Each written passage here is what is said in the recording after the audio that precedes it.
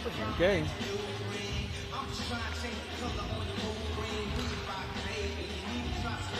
Oh, there it is.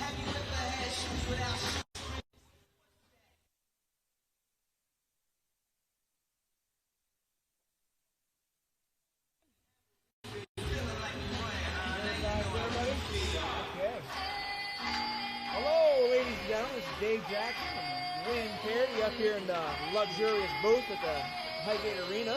Yep. How are They we built doing? it just for us. Just for us. Well, when you look at that ladder, I don't think Yeah. they built it for us. No, they'd have to put an elevator in. We're standing in today from Oregon. He's a little under the weather. And I can't fill his shoes, but I mean, I hope to put a toe in his sock and see if I can do it. Yeah. But we got Wayne here to hold me through this, and it's going to be an exciting game with our Lady T-Birds taking on the team out of Woodstock. Yep. Just looking at the records, Woodstock's 4-13-0 in 7th place. The last game they lost to Burton 6-1, and they beat Rutland 4-2. All said and done, they're either going to finish 7th or 8th in the standings. Yep. Now you got MVU at 10-6. They've lost 2 of their last 3. We good? Oh. Okay, we just got some word from Brian on how we should be speaking into these other mics. Anyways, MVU. That's hard to believe. Yeah. If you can't hear Dave Jackson, you really got a problem. You might be winning. MVU has lost 2 of their last 3. Middlebury 5-2. Burton 4-2. And after that game, Katie Campbell said she wasn't happy with the way the team was playing. They were just making too many lazy mistakes, not covering people, not getting the puck out of the zone. Things that don't show up on the stat sheet, but things that nevertheless win a game. Their last game, they beat Harwood. We did that game here. I don't think they played a good first period. I went over this before. MVU has the worst imaginable schedule heading into the playoffs because they play 5 teams that don't have winning records. Right. So how do you prepare yourself for the playoffs?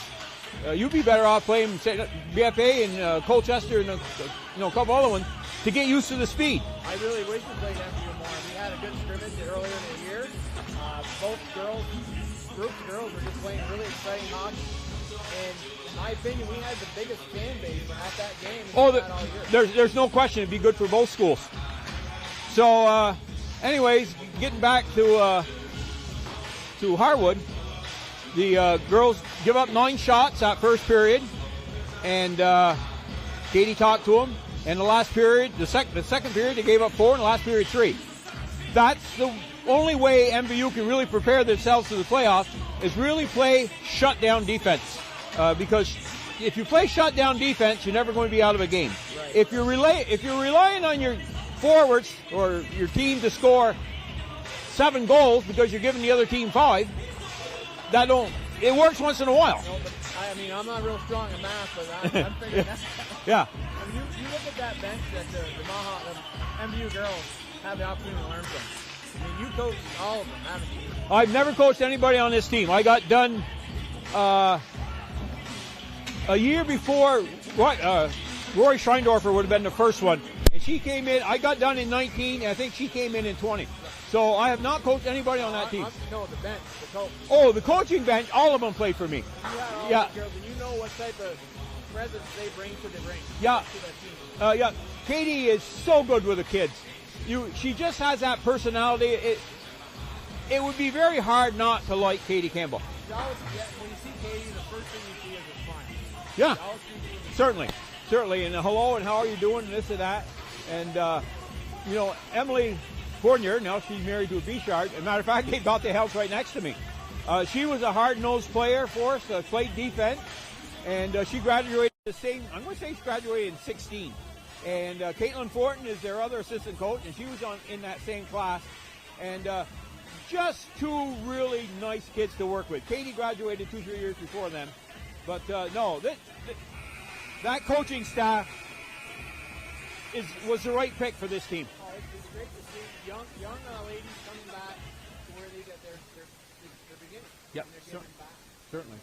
They've got a great group of young girls here. This is one girl, Julie Andrews from soccer, which I thought would be an absolute Good evening, ladies and gentlemen, and Yeah, welcome she was a sniper. for today's varsity contest between the visiting Guess we'll go down for the and your opening lineup and the national anthem.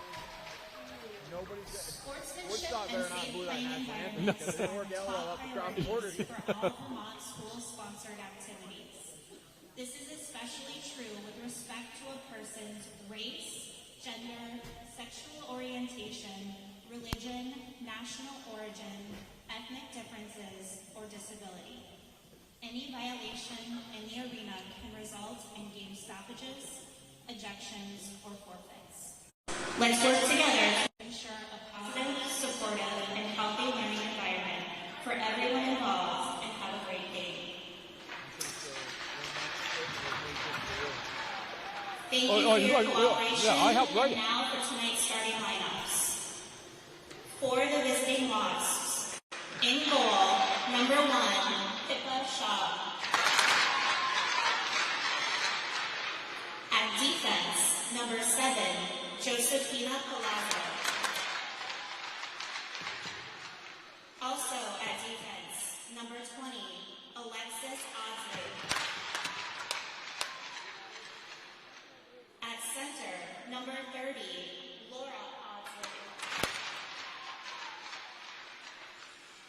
At left wing, number 17, Stella Capurso. The Wasps are coached by Ian Coates.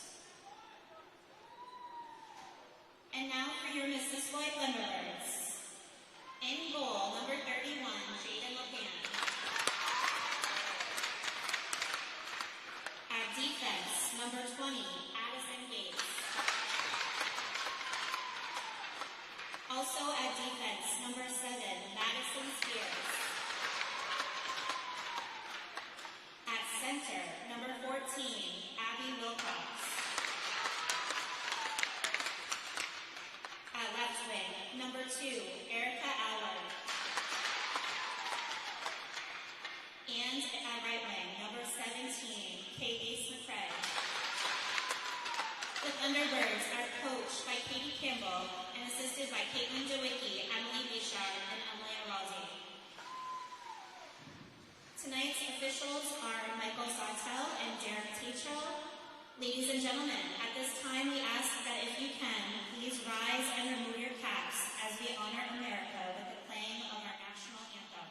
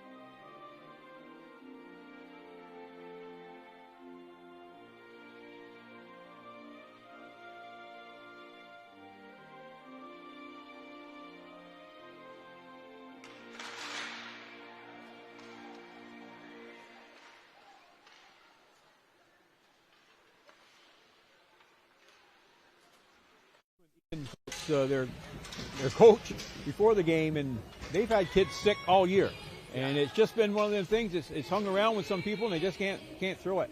Everything is going through the schools right now. I mean, there's some RSVP, I believe they call it. You got the stomach bug. I mean, I've been substitute teaching, and it's been out since I had my surgery, and I'm kind of nervous to go back because it's just All you need to do is get sick. I've got a daughter that's played her senior season at EFA, and she's got 3 games left for playoffs, and I don't want to do that. That's right. I've noticed too, this Woodstock team is an exceptionally young team. you know what freshman defensemen are like. Well, they got 3 of them. And so 3 freshman defensemen. Their starting line is all seniors. And that's the only seniors they have on the team. The rest are 9th and 10th. The whole leadership, the captain is 2 assistants. Yep. Yep. So, they... Huh? That's 9th and 10th graders with 1 junior. Yeah. So a very young team for this Woodstock club. They're going to gain a lot of experience this year. They may not be doing so well this year, but if they all stick with them, and as we talked before, Woodstock has trouble hanging on to their people because so many of them go to prep school. But, yeah.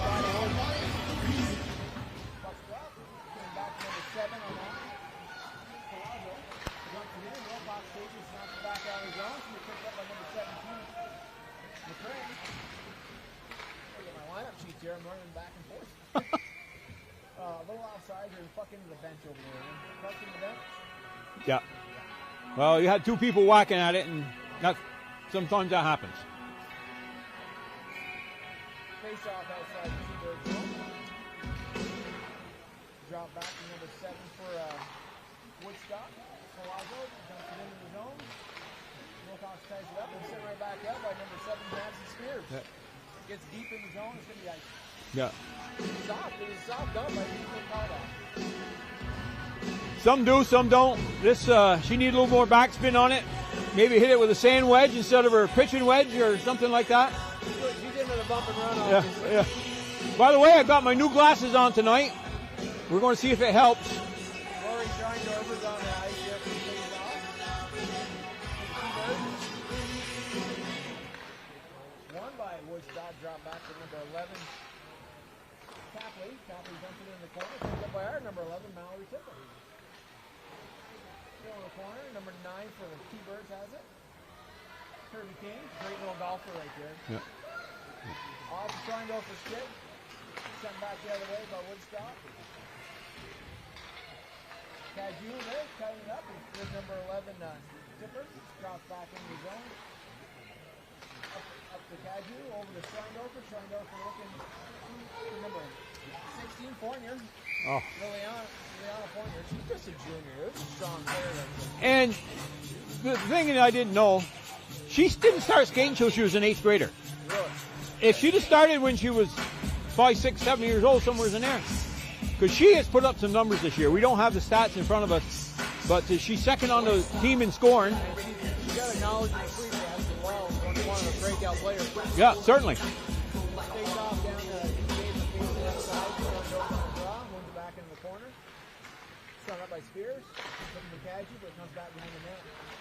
McCann slaps it in the net, but just shot right back out front. Here comes Lily on the corner. Looking for Scheindorfer. Intercepted at the blue line. Sitting back in. Little move on the board here, but comes out of the zone.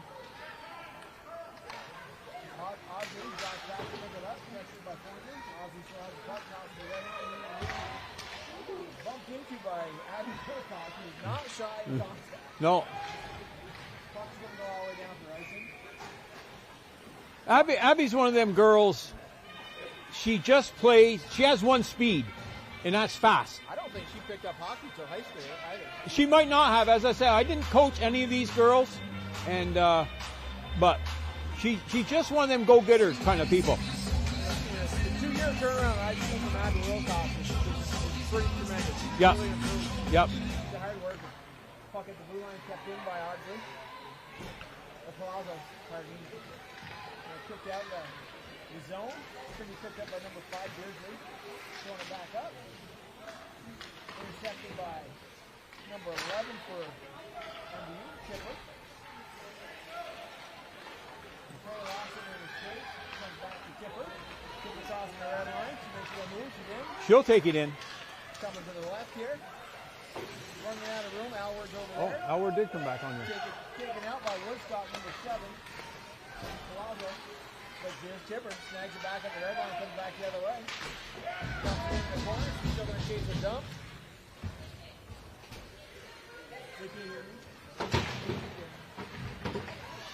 This mic is... Here we go, folks. I'm going to try to adjust my mic. I apologize. Puck is still in a Woodstock zone. Palazzo filling it up. skated out by number 6. Intercepted by Sandro. Sandro coming in inside the blue line. Takes a shot, bounces off a couple of skates, comes back up from the top of the circle.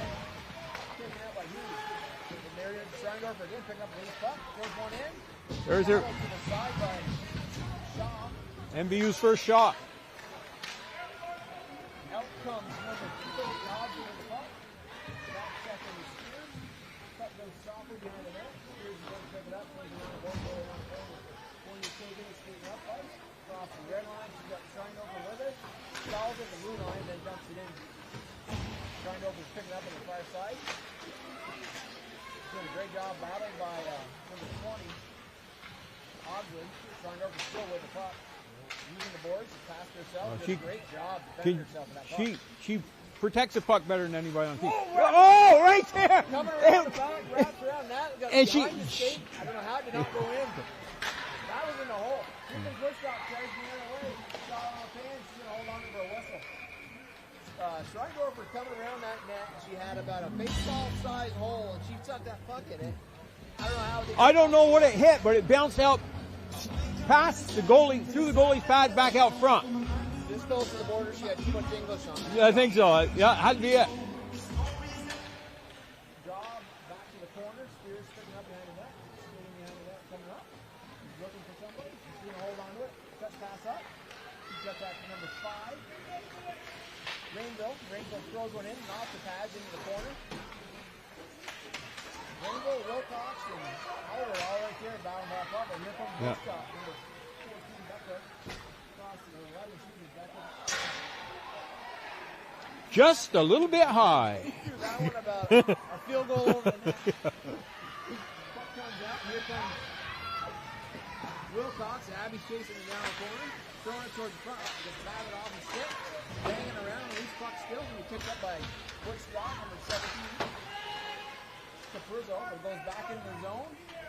Alexis obviously smacks it around the board. A pinch in number 11, Mallory Tipper keeps it in. Tipper again with it, going all the way down. Howard over there, battling behind the net. Out comes Captain for Woodstock. Intercepted by Tipper on the blue line. Nice, job. Nice pass. Junior, that one was going over the net as well. Off the body, flying over, pick the rebound up, throws it in, but push out. Number 9 here, Kirby King. Chips a little 9-iron into the corner. Kirby knows how to use one of those clubs. Schreindorfer picking up out of the corner. Stalls, curls back. Great job. Good patience by Rory. Off the stick though, it's going to be picked up by Beckwood and caught out of the zone. And here comes number 6. Loses it. Tipper very fast. We talked about MVU's defense, and No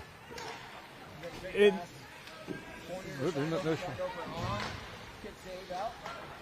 Back to the point. Spears taps it in. Over in the corner. We got number 8, Caddy with it. Looking for Wilcox. Excuse me, early on corner. Goes behind the net. Woodstock picks it up. And you see Palazzo behind the net. Palazzo picking it up on the half. Makes one move. Gets it out. Steps past Spears. He picked up by going on the corner. Throws back in. He's going to take a shot here. Just wide of the net. Off the board, it's going to wrap down over to Kadju. Kadju goes to the front, but it's going to be picked up by number 7, Palazzo. Behind the net, throws up the board. Good job pinching in with Addison Gates. Keeping it in. Abby Wilcox there, picking the loose puck up, throwing it deeper. Puck's now behind the net. Gets a partial line change for the T-Birds. McRae stepped around by Palazzo, but pinched in again by Spears. Good job. Finally thrown out. Number 2, Palazzo. Go with the ice. Ice is way down. Picked up by number 9 for the T-Birds. King. Send that back by Woodstock. Mallory Tipper get the puck in front of Jason McCain. Goes behind the net. Passes it up boards to McCrae. McCrae went across ice. Number 2, Howard gets past her. Gets into the Woodstock zone, picks up a Palazzo behind the net. Howard stretches her, turns her back the other way. Palazzo throwing up ice. She's got number 17 on the boards here. Pass her, and King goes back in. The girls are going to clear up. King with it on her own blue line, looking across ice. Hits it on Tipper's Tipper goes up. Corner over to Schreindorfer. Schreindorfer back to corner. loses her edge, cutting back King right in the middle. Oh, good tip. Nice tip by Rory. Great shot, and keep the puck low like that. Tipper now, we got some moving away. She's got to fire one in. Paddle save, bounces loose, Kaji back in. Tipper Shaw is going to hold on to that one. A lot of action right there, Wayne. I was going to say, you need a line change, Dave. But I just need to remember this mic is not an M&M and not try to use it. yeah. Getting back to Tipper, we were talking about it. She's really the true rushing defenseman on this team. The other three are more stay-at-home defensemen. Not that they won't take it in once in a while. And Spears has the best shot, as you just saw right there. Yeah, she didn't get that from her dad either. Maybe Kevin helped her out that. I did notice when Tipper gets in that offensive zone, she doesn't like to come out. She's No, aggressive. she knows where it is, and we can talk about that a little bit when we have a dead minute here. Of course, with you and me, there ain't going to be too many dead minutes. No, Woodstock's coming out right now, number 20, Hodgley with it. You can't hear me.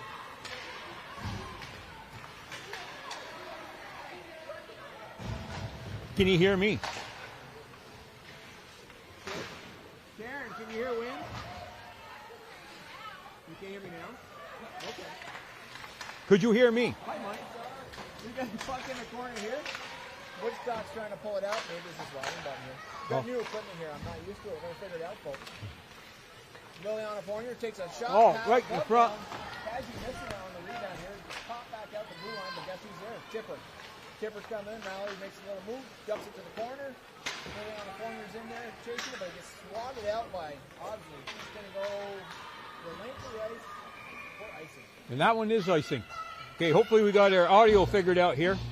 But getting back to Tipper, she isn't quite there yet. She's a freshman. But so many defensemen are great at carrying the puck out of their end and across the neutral zone. Once they get in here, it's like they step off a plane in Cambodia or somewhere. But Tipper has a plan when she crosses the blue line. And as I say, there's going to be a time when... Oh, nice shot. Oh, great shot right there by number 2. Woodstock coming out. Great job. Good pinch by Addison Gates keeping it in off that Tipper count. Odsley with the puck again coming back out from Woodstock. She's a strong defenseman. Yeah. No. These the defensemen MVU have got 4 good ones. And Gates throws that another one in. Goes off the skate to the corner. Oh. Right across the front of the net. Right past shot. Here we go. Howard again. Throws one in. Just wide. Chasing it down with number 5, Madison Rainbow. Rainbow straight to the front of the net, looking for Howard. Good job by Ozzy tying up Howard. Wilcox now with puck throwing one in, but it's tipped to the corner by Tapley. Wilcox still in there with Ozzy. High flip to the front of the net off the stick. Howard takes it, brings it down. Trying to step around Ozzy, but Ozzy's pretty strong on the stick. She's coming out with the puck. She can take it all the way, but she's met by Gates right there at the blue line. She follows her. And Howard goes in to help with a great back check. Picks it up, goes around the boards. It's going to be over Rainbow, nice Rainbow. Another taking lead for Woodstock, number 11, Tapper, keeps it in. Wilcox now trying to chip it out, and she does want to contact that out, and now it is out. Puck coming loose here at the blue line. Rory Schreindorfer on the line, James coming in, picks it up. Oh, across the corner, did not quite make it there. Ozzy pinches, sticks her stick out there, avoid that. One time. Yep, a nice defensive play. Here comes Schreindorfer again, steps around one, makes a little move, there it is, off the post. No, I think it hit the top of the goalie stick. Was that the top of the stick? Great save by Tipper Shaw. Good move by Rory, stepped around one. There's a reason she got 100 points. Yeah, and you know, Rory, if you had someone come up to say, hey, how do I play center? Have them watch film of Rory Schreindorfer. In her defensive zone, neutral zone, and in offensive zone. Just watch where she goes. And she gets to hear your voice talking about it. I mean, whoever wants to, that's a win-win. Well, I'm telling you. Win-win with win. Yeah. Here comes Woodstock. Great move by Palazzo, stepping around, bringing it up, but Schreindorfer was there to stall her a little bit. And here comes number 8 for MVU, Kaji. She's going to get one for it. No. Kirby King skates it in. That's called cross-checking. That's called cross-checking. I didn't see anything. That's what it's going to be. Here comes Palazzo, skates past Kaji, comes up, pinched by Schreindorfer. Back check by Schreindorfer. Step into the zone. Palazzo throwing it off. Oh. Does find a skate past there on the corner. Picked up by number 9 for Kirby King for MVU. Over to Kaji. Kaji's got Fournier here on a wide wing. She does hit it. Fournier's got a couple of moves here. throws one wide. Girls have got to put that on the net. But Shaw's doing a great job with the ones that are getting there. Oh, great job. Palazzo picking up Wilcox's stick on that last moment as the puck was coming in from the and that is going to bounce up. He picks up by McCray. McCray is throwing at the red line, waiting for the girls to come out. They're out. Dumps it back in, and Palazzo is picking up, coming out with it. Palazzo, she's making about, she skated 100 feet to get to 110. Yeah, that east-west. That's a second shot, maybe. I don't know if I would have went in. It hit her in the shoulder, and she was standing up. Yeah. Rebounds picked up by MVU. Howard throwing it to the left of the ice. It hits Shaw, goes to the corner with a stick. Oddly's picking it up. Loses it. Howard backhand swaps it towards the net, but Palazzo picks it up. Just behind the net. Waiting for it to get there. She shows it out. Gets past Kirby King at the blue line. Tipper will pick it up in her own zone. Comes behind the net. Good pressure on one shot, but there's no way she's still away. Tipper is just making some speed up the ice. Good little step down move. She's got Schreindorfer. Hit there in the center. Schreindorfer throws it. Tipper. Oh! Yeah. Two saves by Shaw right there on Schreindorfer's shot and on the rebound on Tipper. Great positioning by Shaw. Yeah. Great hustle by Tipper. Yeah. Well, Tipper has great hands. That's why I say, in a year or so, teams will come in and they'll be watching for her. Oh yeah. Because she's going to be a player that can hurt you. Crosby comes out, throws it down the length of the ice, brushed off, hits MVU stick. Here comes MVU. Great job picking the stick up by Foreman coming the other way. She's got Schreindorfer behind her. Will she drop it? Lost it a little bit right there. And here's Schreindorfer picking up. Yeah, right there. Right there. Fournier with a elusive little puck in her skate, still stayed with it, her own stride, drew the attention, and then the puck comes back to Schreindorfer who just buries it. Yeah, and we talked about this the last game they played. They did score 4 goals. But I said this team's in a scoring slump. And the question was why? You scored 4 goals. You had 35 shots. In girls hockey, you get 35 shots, just score 4 and 4. And right now, I've got MVU for 14 shots. And they finally got one in. Woodstock's got 1. And that last 2 save sequence on Shaw was amazing. Oh, yeah. Yeah. Play. Got to hand it to her. MVU's putting the shots on, and she's doing her job. And here they come back into the Woodstock zone. Keeping the pressure in. Spears and Tadji. Tadji throws it across, just past Schreindorfer, picked up by Fournier, backhands it to Thunderbird goal scored by number 4, Rory Schreindorfer, assisted by number 16, Liliana Fournier. That's a soft one. Yeah. That's one of them, excuse me. After what we just saw, to call that one. But you have to call that one, I guess. But it was an excuse me penalty. I won't say which official called it, but I'm sure he'll message me after the game. He knows I'm here. He's going to ask me to grade him. I gave him a severe grading the last time we had together. Okay. So should I be ducking or taking cover here? Or? We're good. You can't. It's a good conversation we had. Right now, with a hard time getting rest, you don't want to get a hard time. This block on the face-off coming back up with the pressure. That was a shot. Tipper is getting a stick on that shot. And Dan is easily handling it. Wilcox picking the puck up. Hits it in on Fournier. Going across the blue line. She got another one off the post. And here's Schreindorfer. Picks up the rebound. I don't know when. Oh, it is out. I thought that was in.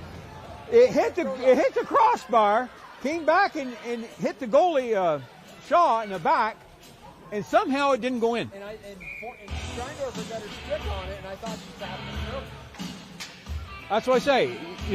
This is why you have to play good defense. Who's the goalie's best friend wins? It's that red thing that goes around the back of her. That's right. We face off one by Schreindorfer back to Wilcox. Oh, nice shot by Spears. Hard shot by Woodstock penalty is assessed to number 6, Ryan Hughes, 2 minutes for tripping. Back here, Palazzo battling for it. Fournier falls down, but guess who's trying to go for the helper? But Palazzo still comes away with it. Killing a puck in her own corner. Taking her time. That's what you want to do on a penalty kill. Stepping out in front of her net, you don't want to do that. Palazzo's picking it back up behind the net. Curls back around. Good press by Schreindorfer and Fournier. Fournier gets the inside edge. She has the puck now. They don't realize Rory's reach. Rory has got an outstanding reach. Wilcox taps it over to Fournier on a sideboard. Looking for Schreindorfer. And it's kicked out of the zone by Woodstock. Tipper going back and being pressured by number 2, Lockhart. It might be icing. Beyond Wilcox Reach, it goes to Lake the Ice for an icing. Yep. As a Lady T-Bird, one for a change. Yeah. Well, 6.5 seconds left. What you want to do here is make sure that their center cannot shoot at your goalie. Right. Tie up her stick, tie up her center. Don't look at the puck when it's dropped, just push through it. Yeah. Yeah. 6.5. I haven't even been able to look at the scoreboard. It's a fast game. They have 5 whistles probably. This should do it. The corner, a great job by Wilcox. And then Kipper's over there. Going to eat the puck. And there's the down the buzzer. So Laura and I go on about this wonderful first period. I need to just give our sponsors some credit here. Yep. Yo, certainly. Let's take a moment to thank our community sponsors that make our live sports coverage possible. Swiss Flash Cleaning Care, Northwestern Rehab Services, Knott's Vermont, My Healthy Vermont, JC Image, Union Bank, Stone's Auto Repair, St. Albans Fairfield location, and the Collins Brothers Wonder Fitness Center. If your business would like to help sponsor our live coverage, please reach out to Paul Snow at Northwest Access TV. Check out their website for more details, northwestaccess.tv. We'd also like to thank Northwestern Counseling and Support Services and the Afterglow Foundation. The two organizations have been working to prevent suicide deaths in our community. If you're concerned about yourself or a loved one, there are people in our community that can help. Reach out to NCSS 24 hours a day, 7 days a week on its confidential nursing services. 802-524-6554. One press 1. You can also call or text 988. One call or text and chat and see what else. And folks, that's really important. Okay. It's very important that you pay attention to everybody around you and try to help out.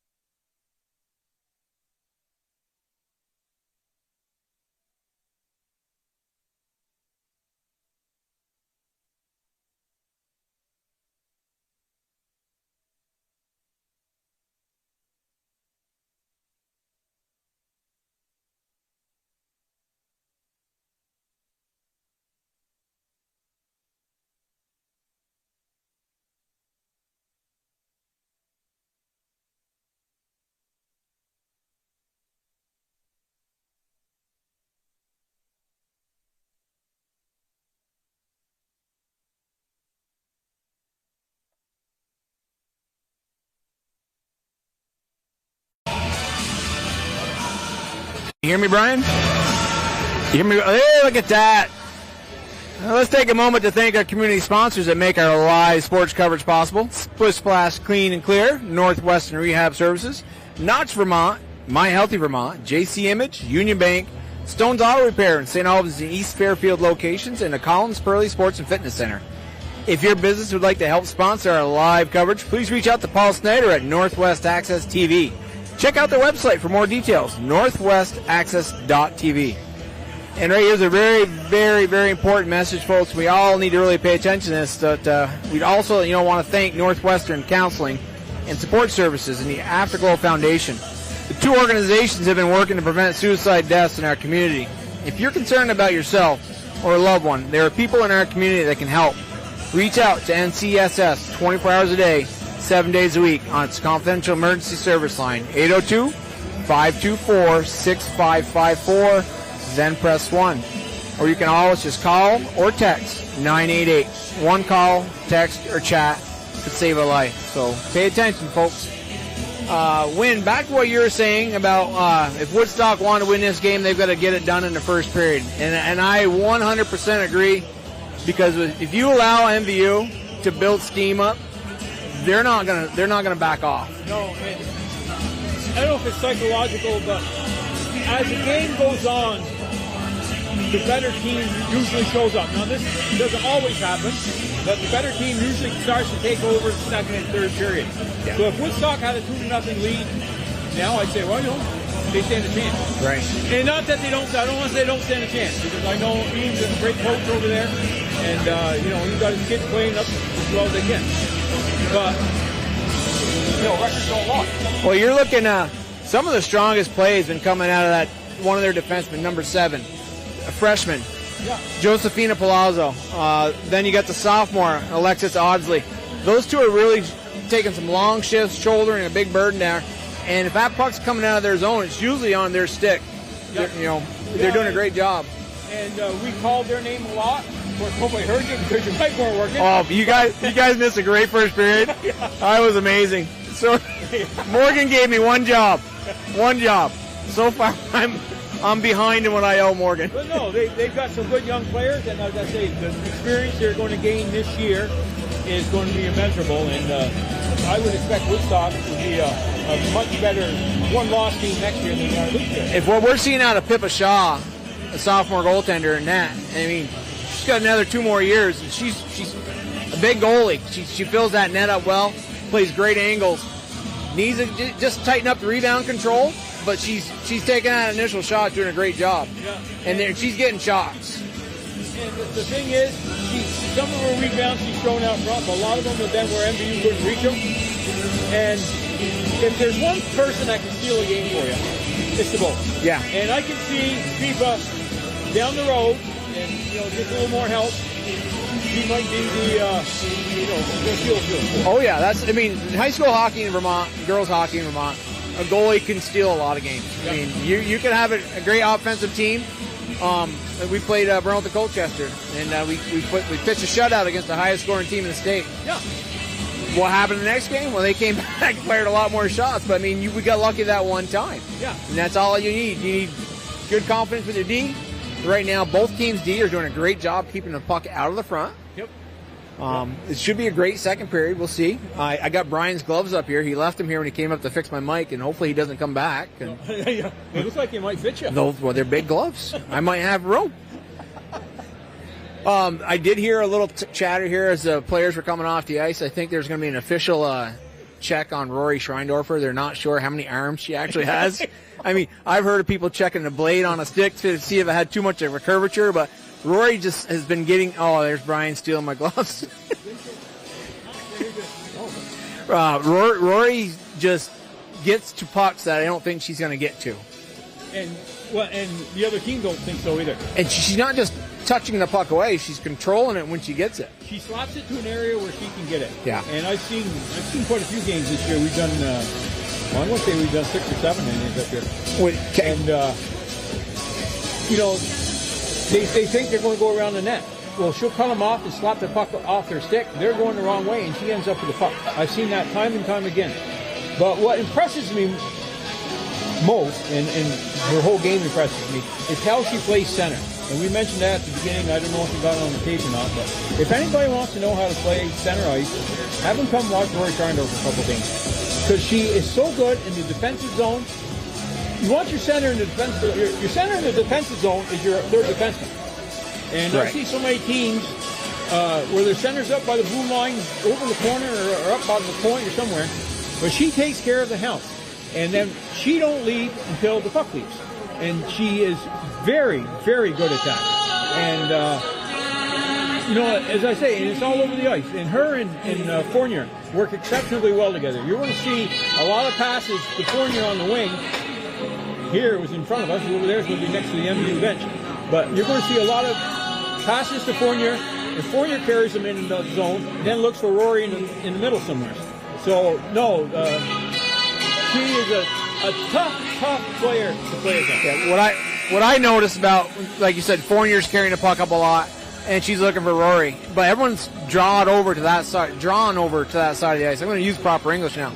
They're drawn over towards them, and you got Kadju, who's just like a little sneaky snake going right down the far boards, and she takes care of business when that puck gets in the zone, in the corner. Yeah, she's dug out a lot of pucks in that corner and brought them right to the front of the net. She's done a good job. That's a good active line. They had Abby on that line, Wilcox, those three. Yeah. And you talk about dominating the game. But they moved Abby onto the second line. I don't know if it was a defensive move or for offensive purposes. Well, when you see Abby Wilcox with Erica Alward combination on that second line, it fits. It's a good defensive stopper. You know, you can't have every line that's going to go out and score a bunch of goals. You want to have that marker line that goes out against the top scoring team and hold them back until you can put your dogs on. Well, and you want to, the way you build your line, at least I've always heard, you want someone who carries the puck. You want somebody who can score, and you want someone who is back in the defensive zone. So you're kind of covered.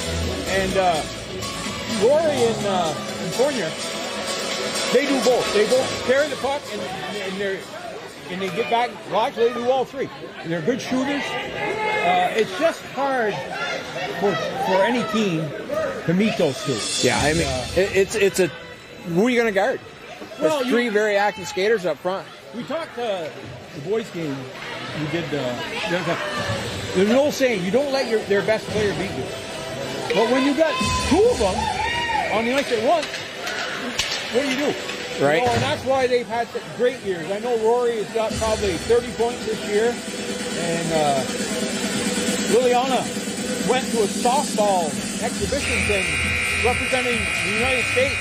She went to, I think it was Italy. So she missed, I think, 3 games. Yeah. But she's got some numbers, too. I would say she's probably in that little over 20-point area.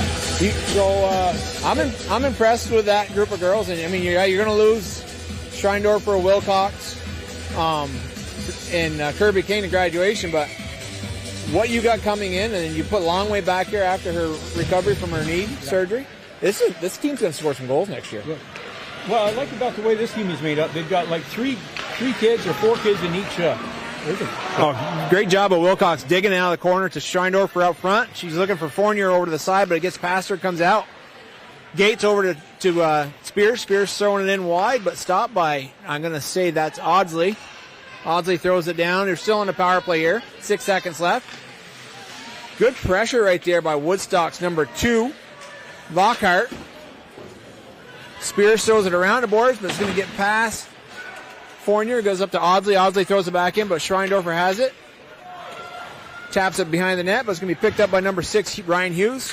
Hughes, could have been a dangerous little chip right there. No intentional hit, but it's just, when you clip somebody,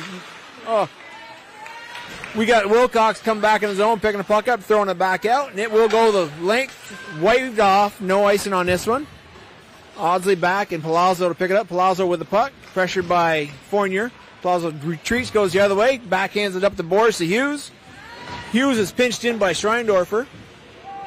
You got Tipper now. Nice little couple moves by Tipper, but she does lose it, and Audsley put pressure all the way from the back, comes up. Again, that puck's coming out of the Woodstock zone. It's coming out of either Audsley or Palazzo's stick. In the MVU zone, Schreindorfer picking the puck up, dropping behind the pan, goes around the boards to Kadju. pinched in over there by Woodstock. I can't see the number. I think it's number 17. Fournier with the puck now, skating out of the zone, pressured by number 6 Hughes. Dumps it in. We'll do a partial change. I don't know, everybody but Tipper will be changing right now for the T-Birds. Good pressure right there from Alward, keeping it down in the Woodstock zone to complete the line change. Tipper's going low for the pinch, keeping it in there again. She pushes it past Audsley, goes behind the net. Good pressure again. Woodstock trying to come up, and they're having a hard time, but it does finally come out of the zone, but Tipper's there to pick it up. Curling back by the Woodstock bench, uses the boards, passes it up to Wilcox. Wilcox comes in, throws one, a little wide of Shaw, goes behind the net. Pinched in by number 5 right there, Rainville, keeping it low. To Alward over to Rainville. Rainville throws it back in front of the net, gets past Alward, goes to the boards. Alward picks it up, goes to Spears. Little half slap shot, tipped twice. I had a chance right there, right across front of the crease. I think I had 2 tips there, didn't it? This is going to go to length of the ice for icing. That's we talked a lot up here about defensemen pinching when they didn't have help. And Tipper did this. Actually, was in their own zone. She tried to carry it across the blue line. Everybody was. They all went with her. She has to get rid of that puck because if that kid would have stripped her of the puck, she'd been in alone. Yeah. Those are the mistakes you can't make this time of year. And I don't know if Katie noticed it, but you talk to your players about that when they come in and say, hey, make sure you have help. Someone behind you. The last man back does not carry the puck. You're seeing a lot. What I'm noticing, I do a lot of BFA games, and I see a lot of those games, and I get to watch MVU play as well, and it seems like the younger players are more offensively aggressive. Yeah. I think you're right. They don't really think a lot about what's behind them as much. And we always found that with the kids that came in. And the boys team, same way. The kids that play youth hockey do not play defense. Do not play high school defense in Philadelphia when they're sophomores. Schreindorfer and Capurzo in the corner with the puck, and she's got number 12 in there for MVU. Is that number 12? I don't think we have a number 12, do we? Number 18, excuse me. I'm not that blind, but get my new glasses on. Madeline Fournier putting some pressure on, but Woodstock's coming up a little bit too far and sent back in by Gates. Gonna be picked up by. It's hard to see in this little corner here, but Schreindorfer on the point with Gates, keeping it low, and Spears, excuse me. Lillian Fournier, that's what that was. Puck comes to length of the ice, it's touched up, no icing. Gates picks it up behind the net, pressured by 14 Beckwith. Gates goes the other way, taps it up, looking for Fournier, Madeline, that is. Puck still in the corner. Spears is going to pick it up behind the net, pressured by 14 Beckwith. Spears steps around Beckwith, hits Lillian Fournier with it. Fournier across to Rory Schreindorfer. Schreindorfer, beautiful pass. You got Palazzo right there holding her up. Palazzo does a great job stalling her, but Lillian Fournier's there to pick up the loose puck. Dumps it back down low. Schreindorfer going behind the net to pick it up. Madeline Fournier's in front waiting. I think they're going to try to set her up for a goal. Watch 18 on the far post, folks. Puck's coming up to the blue line. King skates in with it. Throws one door. Shot! There it is. What number? I think that's number 18. Great job by Kirby King picking the puck up on the blue line. Steps in, throws one towards the net. A rebound, and number 18, Madeline Fournier. And that very well could be a first goal. I'm not sure. You can see the way they're setting her up. Yeah, they wanted her in the slot. They put her right in the right spot, and then Lillian and Rory were working the puck, but Kirby King does it from the point. A nice job by Kirby on that play. She had room. So many defensemen will just shoot it from back there, and they can skate in 5 strides. And Kirby did. I mean, you don't see where they try to target a girl on your team and make sure that girl gets a goal when it's a 1-goal game. That's kind of cool. 2-0 game right now. They said Liliana got that. They gave it to Liliana. Come on, Liliana. Well, you know what? Maybe I'll get some money back on my glasses I bought. I thought it was 18. But, 18, 16, folks. Come on. It's a wrinkle in her shirt. Yeah. Wilcox coming up the boards with it. Gets it into the zone, but sent right back out by number 17. Capurzo. Still in the Woodstock zone. Alward going in there, putting good pressure, along with Rainville. Madison. Puck goes around the net, picked up by Schreindorfer. Taps it back to Gates on the blue line. Gates goes across, Beautiful pass. Beautiful. That was a rocket. Beautiful pass by Madison Gates across lots from the right blue line over to the left face-off dot, right on to number 5, Madison Rainville stick. And folks, that was number 5. And she roofed it. Yeah. Roofed it. Great job. Maybe that time she, as I say, she worked at their food shelf, volunteered this morning. So maybe somebody's looking down on her, but no, that was a tremendous shot. She took a roll off the top shelf. But Yeah, that's right. Shaw was diving across crease to cover, and she went down into the butterfly, and Rainville just put it right over her shoulder. You can see the net flash from back here. Behind the net is Lillian Fournier with the puck. Good pressure by Audsley. Working hard. Fournier, Streindorfer picks up the loose puck after their battle. Behind the net, loses an edge. Sliding on her knees, still sticking with the puck, still in control of the puck. Tying up one Woodstock player from her knees. Great job by Streindorfer. Back up to Spears. Pressured by 17 Capuzzo. Puck is out, so they got to touch up. Here come Audsley, picks the puck up in her own zone, just going to throw it to the corner. Going to be picked up by Gates behind the net. Skating up, she's got Lillian Fournier. Tough pass for Fournier to handle. Comes out of the zone, picked up by Audsley. Audsley backhands it back towards the MVU zone. Spears now has it. Takes it, trying to step around number 17, Capuzzo, but she keeps it in. Goes deep in the corner. Throws a really tough angle shot from the goal line, but it goes past the net. No issues for LePan. Fournier's picking up Lillian skating around the net. Touches the pass off the boards. Good job by Capuzzo kind of tying her up. Streindorfer now in the zone putting pressure, but the puck comes out. Number 5 for Woodstock. Beardsley gets it into the zone. Tied up on the board. Spears tries to get it, but it gets swatted back in by Capuzzo. Picked up by Gates. Gates coming up. Tips the pass up to Alward. Alward now touches the back in the Woodstock zone. Palazzo's with the puck. Pressured by Fournier and Alward. Great job. Alward takes the puck off Palazzo's stick behind the net and steps around the front, but Shaw's there to keep it out. Still in a corner. Audsley picks it up. Throws it around the boards. Capuzzo over there, but we got a pinch and king to keep it low. Here comes Tipper. High shot. Swatted to the corner by Shaw with her glove. Now it's going to try to come out of the zone, and it does finally come out of the zone.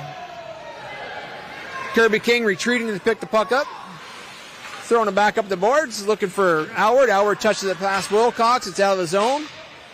Rainville just slides past her stick, and here comes Palazzo for Woodstock coming in to the zone. Offsides. I think somebody come on with a line change, maybe, wrong side. I know, I was watching Palazzo come over. I know she weren't offside. I'm pretty sure I was cross-eyed for a moment trying to keep that play going, but MVU is really taking over this game. I haven't thought Woodstock was shot yet. With the same people, it's coming into the MVU, coming out of Woodstock zone into MVU zone. It's either on Audsley or Palazzo's stick, so those two are going to get tired. Yeah. Face-off gets back to Woodstock zone. They pump it back into the T-Bird zone.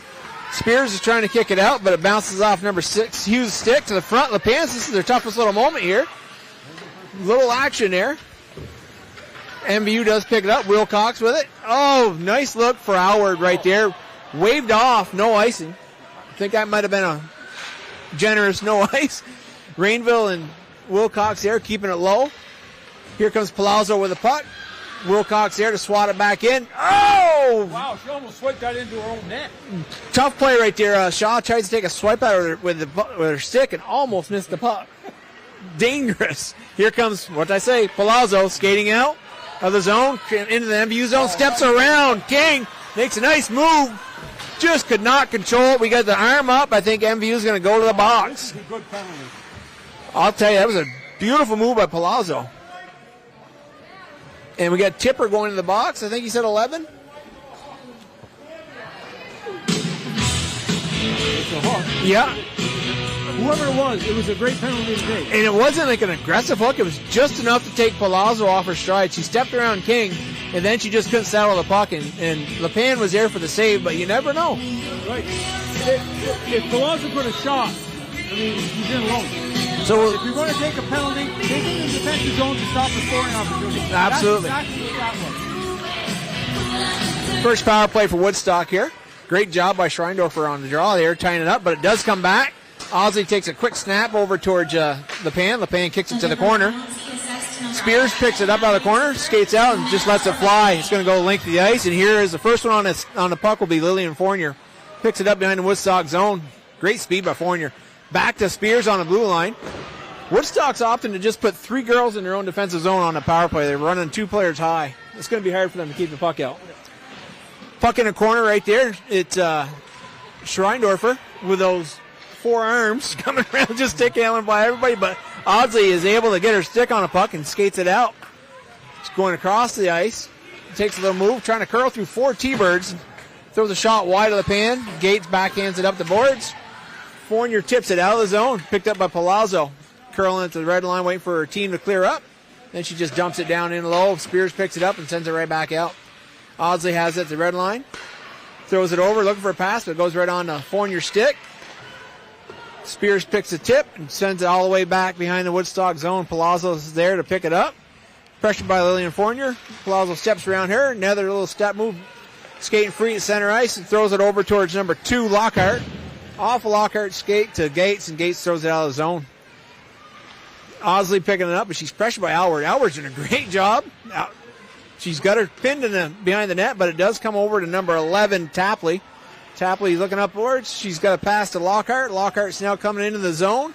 She's got number 6, Hughes, over there in the center, but she throws one right in Jaden LePan's glove. They call the shots like that on Jaden. He's going to take most of that. Those shots are, it's... You'd like to see a shot like that be a little lower. Something that would hit her pads and maybe bounce out front. You get it up around her chest and she can get her glove on it. Anything happens when the puck's on the ice. A lot of tips, a lot of bounces. Yeah. Draw comes back to Audsley. Audsley taps it over to Palazzo. Palazzo's looking for Audsley. Wilcox is running high up there, keeping the box wide. Puck goes down in the corner. Hughes back up to Audsley. Audsley throws one in. It's a tip! Oh! Soft, like just a throw-in shot by Audsley. Comes off. I'd say that would be number 2, Lockhart. Backhands it into the post. It hit the back, hit the post. Then I think it went off Jaden's pad. Yep. Yep. I mean, you couldn't draw up a better place to put that puck. It was off the inside of that goalpost. And that was not your traditional power play blast from the point. That was just a flick in. They just flicked the puck in. Get something at the net, and we talked about it before. Just recently. The low shots are the ones that are the problem shots. Dangerous. The ones where you can catch them and give no rebound. Anything you can, it's changing elevation 6-8 inches, and it's like a softball. Yep. It's hard for a goalie. Score is 3-1 with 4:34 left in the second. Schreindorfer off the draw with the puck in the zone, deep in the zone, throws one hard off Shaw. Audsley's going to pick it up, trying to throw it out, and she does clear the zone. Tipper back, checks to get it. Pass over to King. King passes up to Schreindorfer. Lockhart with the goal. Number 22, Adele Danochik, and number 6, Ryan Hughes. I don't think 22. Well, I think it was 20, but they gave it to 22. Puck in behind the net. You got Fournier putting the pressure on Palazzo. Audsley comes around, throwing it up the boards. Tipper's there to pinch in, keep it low. Cadju's over there with pressure as well. Audsley again with the puck, trying to come up, but Schreindorfer's there, and it does tip past Tipper into the MVU zone, but Gates is back checking to get it. Picks it up, goes behind the net. Pressured by number 16, Perot.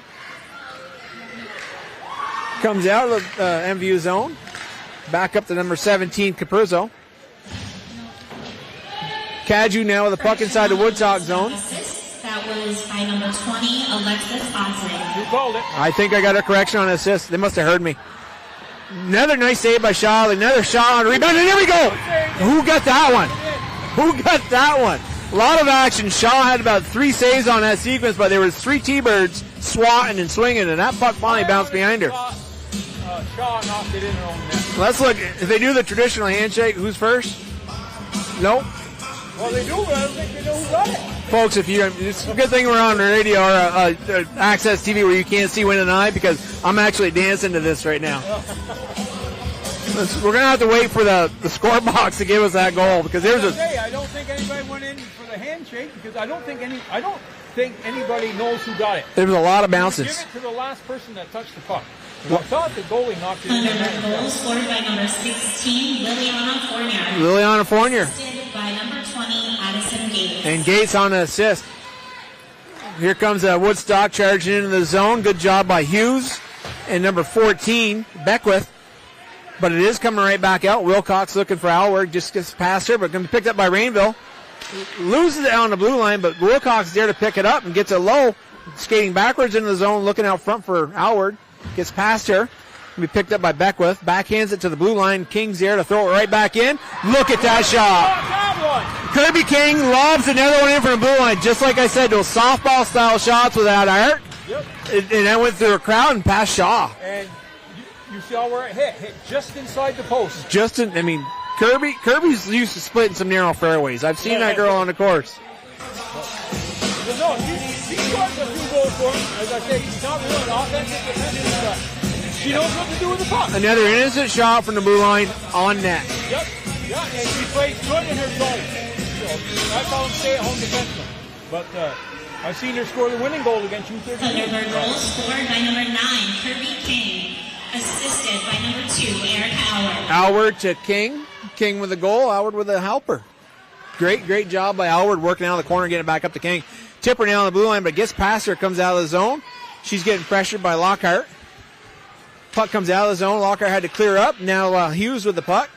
Drops it back to Palazzo. Palazzo up the boards looking for Beckwith, but it's coming the other way. Kirby King, our newest goal scorer, in the corner there with Palazzo.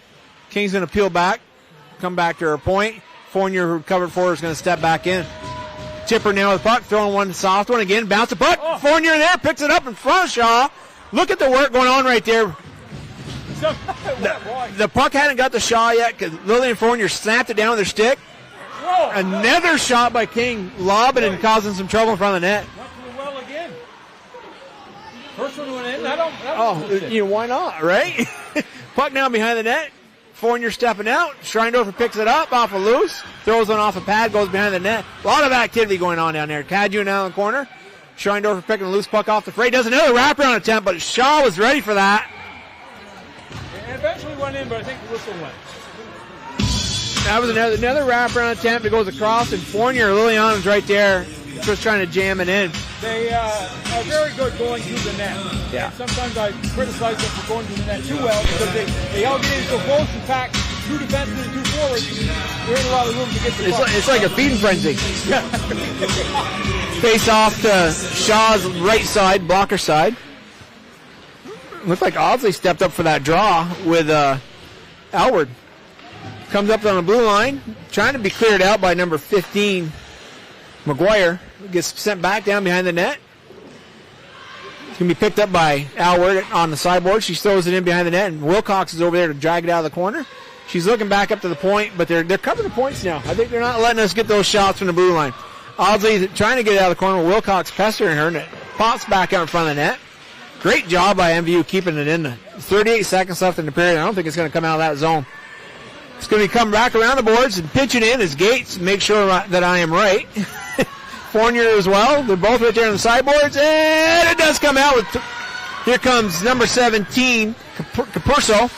Stops after being challenged by Spears and Gates and picked up by Howard. Howard's trying to come out of the zone. She does. Up by herself.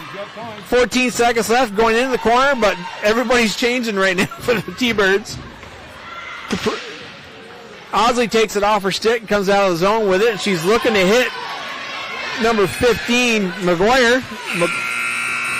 McGuire takes a last-second shot, goes harmlessly behind the net. Good effort on that last little ditch shot, but what a period for MVU. Well, I got them out shooting them 14-4, and I think they had 3 of those shots on the power play, and Woodstock had a good power play. Yeah. Don't take it away from them. They had a good power play.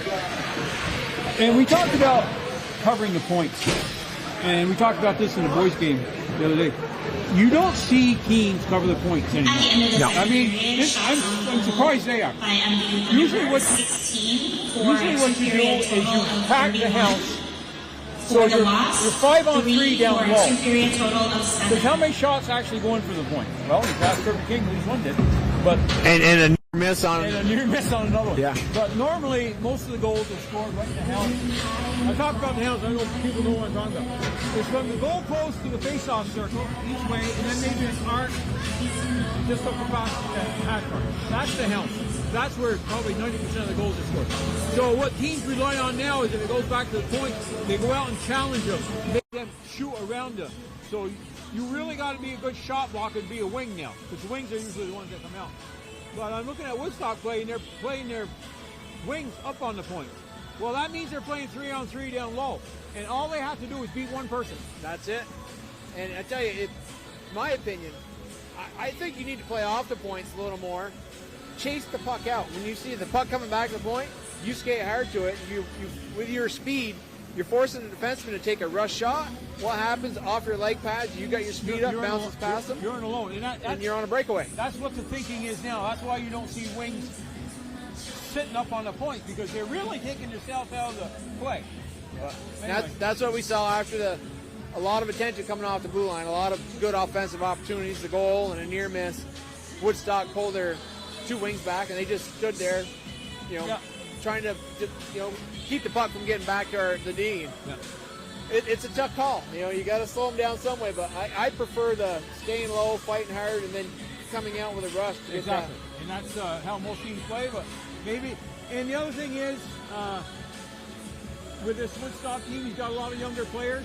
Maybe he don't feel they're ready to play down low and come out, and maybe they're not good enough skaters. Although I've watched them skate, they're not a bad skating team. No, it's just what they need is develop confidence. Yeah. And that's one thing that MVU is full of right now, because when that puck is anywhere in the house that you just explained, it's a feeding frenzy. They're all in there, and their sticks are on the ground, on the ice, and every puck is getting touched. Yeah. They're not. I haven't seen them miss a puck yet. Pippa Shaw's done amazing to keep it at the score it is right now. Well, she's had 29 shots on her, and she's given up 5 goals. But she can't stop what she can't see, and 2 or 3 of them she couldn't see. Yeah. So wrap it up. Great fast period. I'm going to reach out to our sponsors one more time so I can catch a breath. But folks, I really hope you're tuned in to watch this game.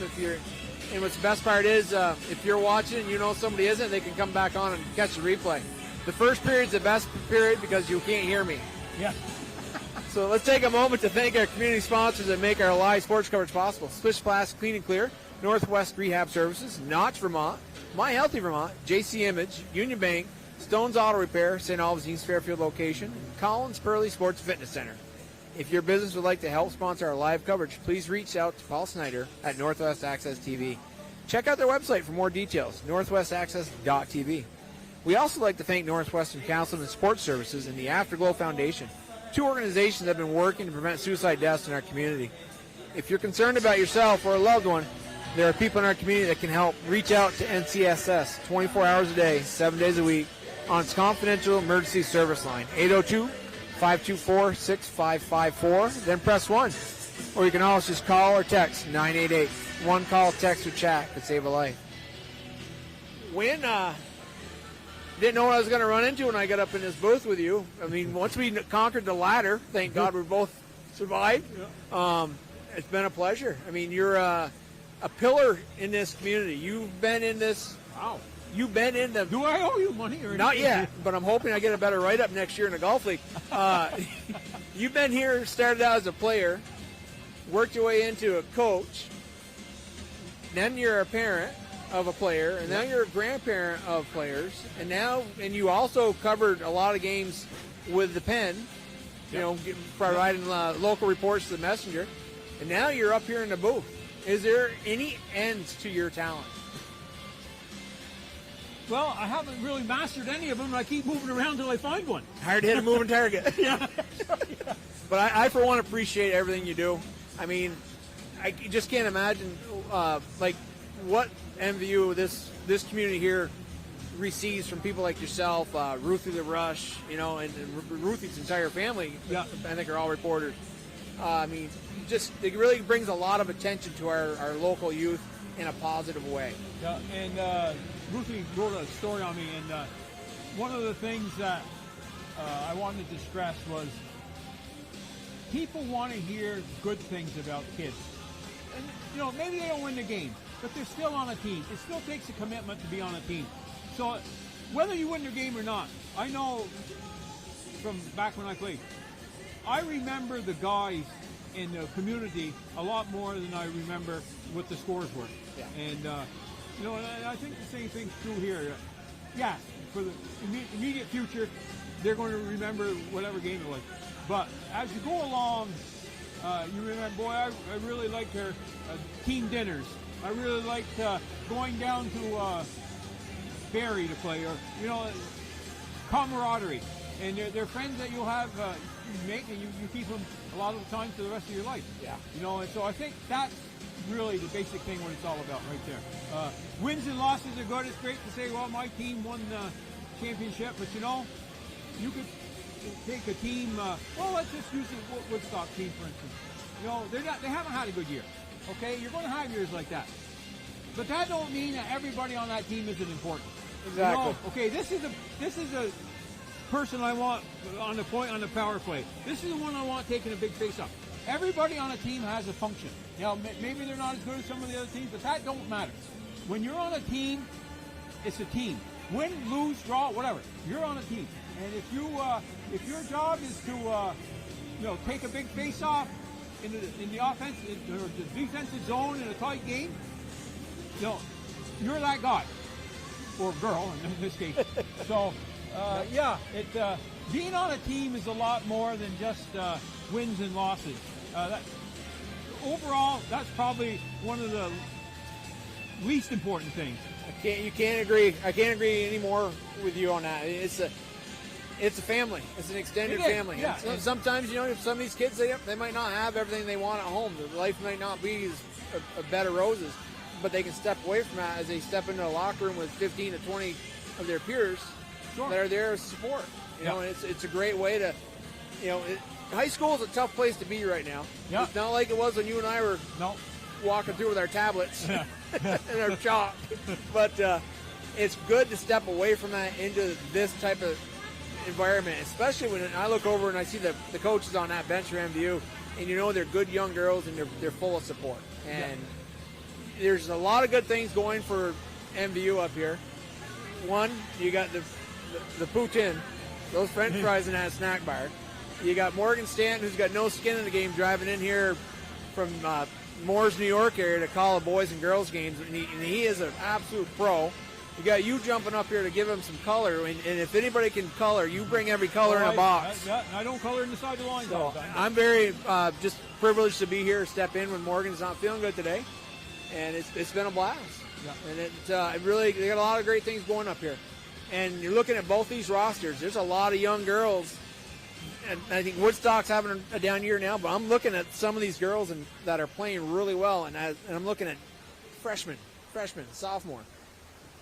They had a real strong steamroll going a few years ago for like 3 years. It looks like they're moving back in that direction.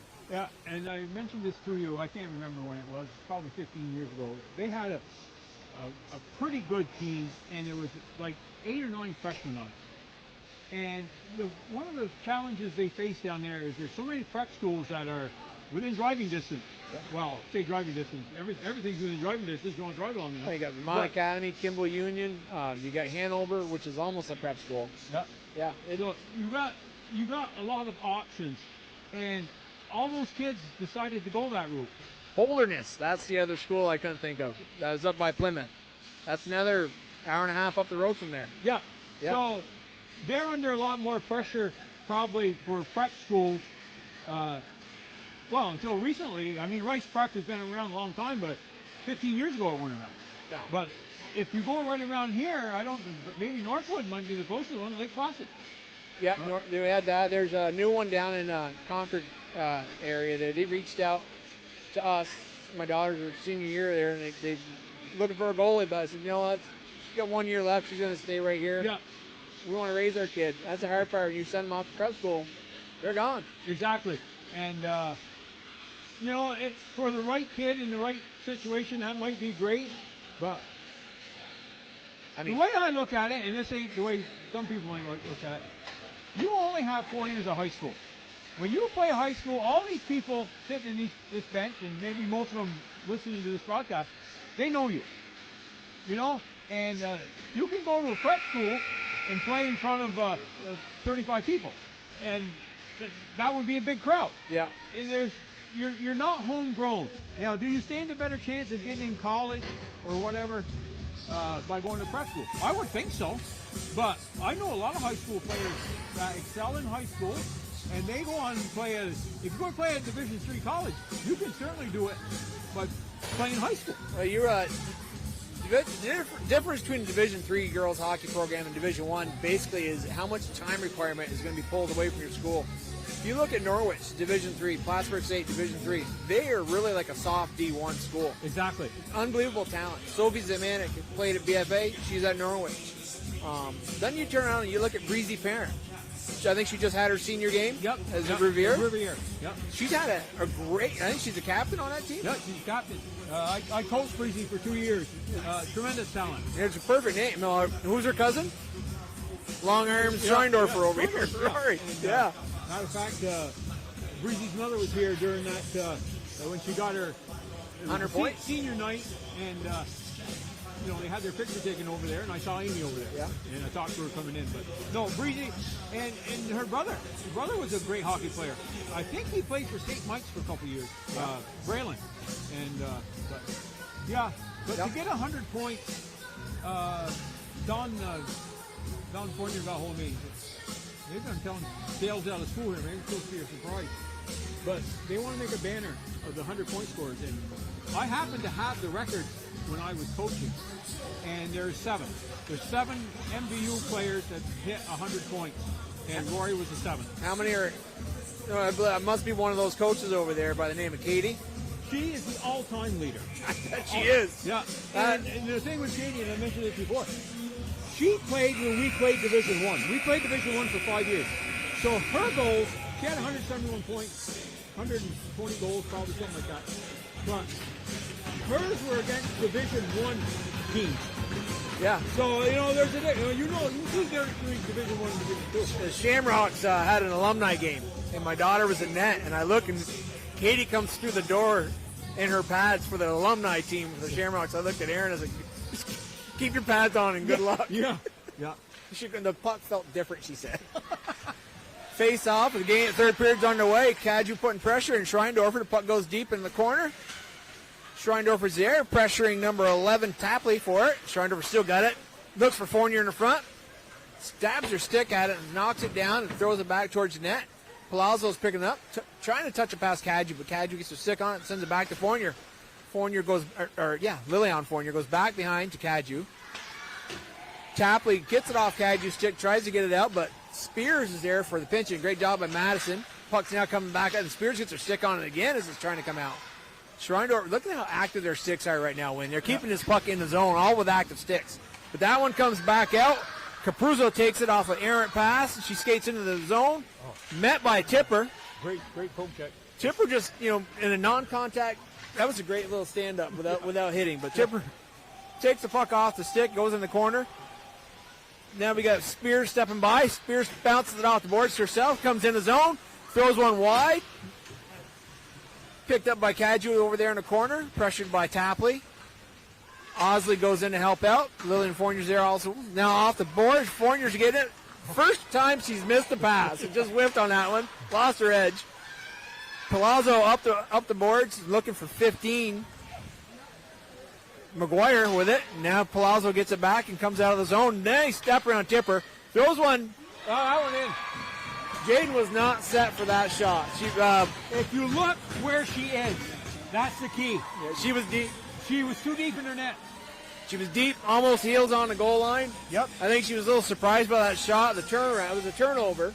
Yep. Palazzo comes back in, steps wide, and just rips a nice shot right underneath Jaden's blocker. But she had to do that over. She'd have been out on the edge of the paint because there's nobody on the other end of the ice. You don't have to worry about the back door. How many shots has Jaden had today? That was her 7th. So that's part of the problem, too. You can lull a goalie to sleep by not shooting on him. Yeah. If that's part of your offensive plan, it's working. But I'm sure Jaden's awake now.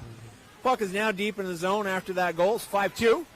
Picked up behind the boards there by Hughes. Hughes is coming up. Good pressure by the T-Birds. It does make its way out. Palazzo picks it up on the backside of the blue line. Team's got to clear up. She's on the wrong side of red line for that dumping. Waved off. Ref's got a dinner appointment. They don't want to blow the whistle. For some reason, that wasn't listening. That should have been an icing, but Palazzo pinches down, keeps it, throws it wide into the corner. It's going to be picked up by Rainville. Gets her stick jabbed against the boards and misses the puck. Sent right back in by Ryan Hughes. Picked up behind the net.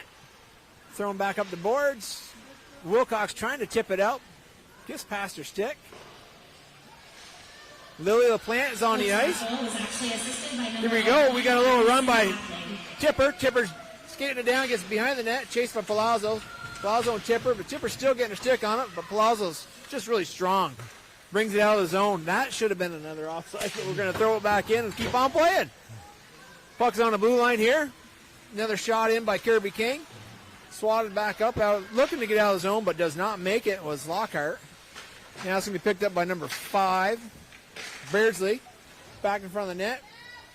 Palazzo throwing it. She's going to go for the ice. Waved off again. Yeah, they got dinner. I think they smelt the French fries. Yeah. Last batch is in. They said, you get your order up now. Puck's coming out, and here comes McRae with it. Going hard up the boards. Pressured by number 2, Lockhart. It does get stopped at the blue line. Gates goes back to get it. She throws it in. MVU's got to clear up. MVU's got to clear up. Waiting, and they're free to go back in. Got a hook over there. Somebody for hooking. So they got some... Katie's got some of the girls that don't see much time out there. and they're playing some different positions. Rick Gates is playing up. I saw Lily LaPlante was out there. She was playing D. Yeah, and she's normally the best. So what we got here? We got Rory coming out for the draw. They're going to be on the power play, so this will be their power play line. Caju over in the wing. Chipper and Spears on the blue line. Lily and Fournier over here in the wing. Nice draw by Schreindorfer back to Spears. Spears throws it back in deep. Fournier's going to pick it up on the other side of the net. Waiting. Good job. Good patience. Good pressure by Palazzo. Fournier going back the other way with it. Behind the net again. Palazzo takes herself out with a... Looking for that, blocking that wraparound. Spears drops way low. Spears comes in from the blue line. She set up on the hash mark of the face-off circle and just picks that nice loose puck up and buries one. Yeah, she came down, and the thing I don't like about that play is nobody took her spot. When I turned and looked, I see Fournier was masterminding the play from the far side of the post, and like you said, Spears dropped all the way in low. Yeah. And she don't get accounted for when she does that. Usually you want your deal stop top of the circle, but you know what? Madison Spears got the goal, and you and I are just announcing. So good job, Madison. 6-2 game.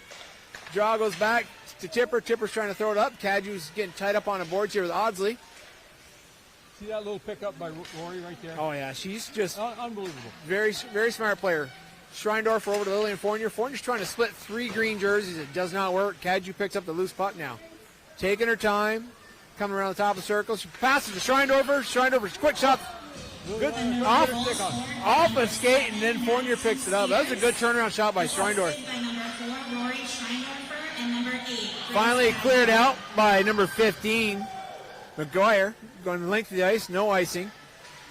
They're waving off a lot of icings. They're playing this game with no icing. I'm pretty sure there's no icings this period. Schreindorfer now picking the puck up. She's into the zone. She's got Fournier to the side, but she fires one. Fournier on the rebound. Schreindorfer, beautiful little shot, hired to Pippa Shaw's blocker side. Rebound comes right to Fournier, who backhands it past Shaw for the 7th goal of the game. Is that a hat trick? I think it is. If this net wasn't here, when we could throw our hats on the ice. There, but I don't know if I got arm enough to throw my hat over. Nope, me neither. If I put a golf ball in it, that might help. Golf ball in it might go over. Great job. I thought Schreindorfer was going to look for the pass to Fournier, but that works right there. Puck is in. Wilcox dumps it low, picked up by Palazzo, going behind the net. Stops, comes back up the other way, throws the puck up to Adams, Caroline Adams with it. Pressured by Alward, but it does come out of the zone. Tipper with it, throwing across. Looking to hit her defensive partner, but that was intercepted by number 29, Chelsea McDermott from Woodstock. Woodstock's also getting some players out that we haven't seen yet. And they might as well. I mean, this game is kind of out of hand. If this was the first period, the second period, you might say no, but Daniel give Chick. your kids some, I mean, they travel from Woodstock. It's not like it's in St. Albans. Thunderbird goal scored by number 6. Adele Danilchik won that draw. Assisted by number Puck 4. is now controlled by Kirby King. King. Throwing it up to Wilcox. It's through Wilcox skates back to Palazzo. Palazzo is just drifting backwards. Pressure by Alward. Good pressure by Alward. Puck comes back out. Oh, a little too hard off Wilcox stick. Bounces past her. It's going to be cleared out by number 8, Caroline Adams. Fills it the length of the ice right on Jaden LePan. Yeah. Nice shot by Adams. Not going to call it a shot on goal. Puck is dumped back in Woodstock. Here comes Rainville putting pressure on number 17, Caprizzo. 29 with the puck, McDermott. Trying to swat it back out, but Alward's there to keep it in. Skating backwards. She's throwing across the ice looking for LaPlante. LaPlante's got it, but back in the zone. Got to clear up. Yep. And they all do. Puck shot back out by Caroline Adams on a McDermott stick. McDermott's trying to send it in. Hits off LaPlante's stick, so there's no icing. I don't think they'd call it anyway. Right. LaPlante's coming back up ice. Oh, Great nice pass, and pass. here we go. We Great got pass. Gates on a breakaway from the pass. What a shot! Rips a shot, deflects off the blocker, tucks underneath the top corner post. The 8th goal of the game. Great job by, I believe, I'm going to say they're going to give that assist to Lily LaPlante. I hope they do, because I think she is the one that passed it up, and That wasn't right on her stick. That was a pass. It was tape to tape, good firm Yep. pass. Yeah, when the person receiving the pass doesn't have to slow down, No, that is a good pass. and Gates just hit the seam. Yep. Perfect outlet. Yep. 8 minutes left, 8:44 left of the period. McCray over there. Goal scored by number 20, Addison Gates. Assisted by number 21, Lily LaPlante. There you go. Great pass, Lily LaPlante. Good Way to goal. finish to Addison Gates. McCray working hard, getting a puck in low. It's going to be pulled out by number 11, Tapley. Tapley gets across the red line and dumps it. Hits it off a pan stick, goes in the corner. Going to be picked up by Beckwith, but she's got good pressure by the Lily LaPlante here, back checking. McCray now picking a loose puck up, staying out of the zone. She's got a seam to beat, but Palazzo's not going to let her get there. Great job by Palazzo pushing the puck to the side. Picked up by number 2 right now. Lockhart gets behind the net. Good pressure by Madeline Fournier. But taken out by Palazzo. Again, this is strong. Palazzo's a strong freshman skater. Gets it in, but Rory Schreindorfer says, I'll take it here. Rory, Again, she's a center, and she was a third person back. look at how she just really, she's not even skating her full speed right now. Well, She's making separation, too. What we talked about in the past with Rory, and I think she doesn't look like she's going very fast, but her strides are so long. Yeah. You know, you take a shorter kid with shorter legs, it looks like they're really digging. But Rory is more of she glides. Oh, yeah. Some people look like It's a proper use of edges. well, they look like they're light on their skates, and then you see some people go down the ice, they look like a bulldozer. The only time I'm lighting my skates is when they're in my hockey bag over my shoulder. Puck is in the corner here. Fournier's really working hard, keeping it low. Takes it off Audley's stick. A little collision there. Wraps it around. Kadju picks it up in the corner, throws it out in front. Tips off Schreindorfer's stick. Back in the other corner. Fournier's there. Lillian picks it up. A little sauce pass over to Schreindorfer, but it hits off Derek Tacho, one of our lead officials. Bounces back out in front. Fournier with another shot towards net, but it's kicked out. Fournier picks it up on the other side. This would be Lillian Fournier. Tips it back up the board. She's looking to get that to Kirby King. King up to Schreindorfer. Schreindorfer into the Woodstock zone, and that was not what I would think would be an offside, but it is going to be one today. They do call offside. One thing MVU doesn't want to do now is get sloppy. Yeah. Meaning, don't pick up people in front of them. I've seen a couple defensemen bench, yeah, you're up by 6 goals. But don't get in the habit of doing things like that. Because when you play Middlebury or somebody in the playoffs, they're going to make you pay. You're not going to get away with that. Yeah. So don't get sloppy here. Work on the things that have got you here. Yeah. Nice job by Wilcox, throwing it out of the corner, looking to get it out in front of the net to Rainville. Gets to the blue line. Tipper's trying to move around Audley, but she steps up and takes it away from her. Skates past LaPlante, throws one wide. Nope. LaPlante gloves it. Right in the glove. I don't know if I'd have been on that or not, but Jaden took care of it. No rebound. Jaden's bored. She's going to get a glove on it. She wants to do something, right? 6:40 left. The game is 8-2, third period. I got a feeling somebody from the snack bar told the officials we got up some fries saved for you because they're blowing the whistle a lot more. Draw by Alward back to Spears. Spears comes behind the net, skating up ice, looking for some action here. She's going to keep it out of the zone. Up the boards for Wilcox. Gets past Wilcox. Picked up by Tapley. Tapley turns it the other way, throws it up ice to McGuire. McGuire into the zone with it. Spears is going to chase it down behind the net. Steps around one, throws it up off the boards. Looking for Wilcox, gets past her. Still kept in, but no, Wilcox is able to get it out. Alward's chasing it down into the Woodstock zone. Nice shot. Looked like she's going to that little short post. I thought she had it. She looked up and she saw the opening. You can see it from here. 3 inches off from pay dirt. Trying to come back up. Great job by 17, Capurzo. Goes back into the zone. Palazzo picks it up. Excuse me, that was number 11, Tapley. But Palazzo has it now. Palazzo takes a step around Wilcox, and she's got the whole center of the ice. Kirby King comes over to angle her off. She steps by King, shoots it around Chipper, off the Lepan's stick, goes into the corner. I'm trying to think. McGuire got tied herself up in a corner. Here comes Chipper with a puck. She's got some room. She's got Palazzo in front of her. She'll take it to the house. She's got Wilcox trailing. She curls away from Palazzo. Nice little button hook. Oh, I thought she's trying to get that pass over to Wilcox in front, but it comes off a skate and goes behind the net. I like that little button hook turn. Most girls aren't making that turn. They're turning. Their pucks exposed to the center of the ice. They're turning toward the play instead of away. The button hook towards the boards is just absolutely beautiful. Yeah. Puck's coming back out. The plant is there pinching in. Great job by Gates to help, and now it's down low. Good job by Lillian and LaPlante to hold it there until Gates came over. Here comes Audsley with a head of steam up ice, and she's got 2 to beat. She gets past Tipper, goes wide, gets around LaPlante, throws it back in low beyond the net. McRae picks it up in the corner, trying to throw it up the boards, but she's intercepted by a Woodstock player. Here comes LaPlante with it.